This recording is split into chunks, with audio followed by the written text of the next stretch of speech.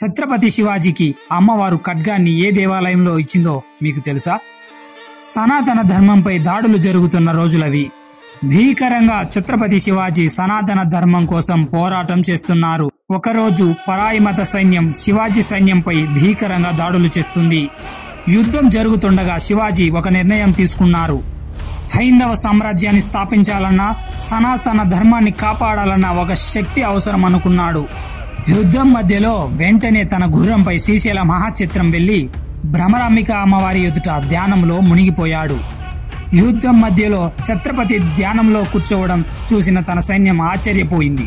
శివాజీ మహారాజ్ ఎందుకు ఇలా చేస్తున్నాడు అనుకుంటుండగా భ్రమరాంబిక అమ్మవారు పెద్ద భవానీ ఖడ్గాన్ని చేత పట్టుకుని ప్రత్యక్షమయ్యారు. ఓ శివ, నీకు ఈ ఖడ్గాన్ని ఇస్తున్నాను. నీవు దీన్ని పట్టుకున్నంత కాలం యుద్ధంలో తిరుగు ఉండదు. ఈ ఖడ్గంతో హైందవ సామ్రాజ్యాన్ని స్థాపించు అని అమ్మవారు ఆశీర్వదిస్తుంది. సాక్షాత్తు శ్రీశైల భ్రమరాంబిక అమ్మవారు ఇచ్చిన ఖడ్గంతో శివాజీ మహారాజ్ శత్రు సైన్యాన్ని చీల్చి చెండాడాడు. శత్రువుల శవాలపై సనాతన ధర్మాన్ని ప్రాణం పోసి హైందవ సామ్రాజ్యాన్ని స్థాపించాడు. ఈ వీడియో నచ్చినట్లయితే చిన్న లైక్ చేసి మన ఛానల్ ని సబ్స్క్రైబ్ చేసుకోండి. భక్తులందరూ కామెంట్ లో చెప్పండి, ఛత్రపతి శివాజీ మహారాజ్ కి జై అని.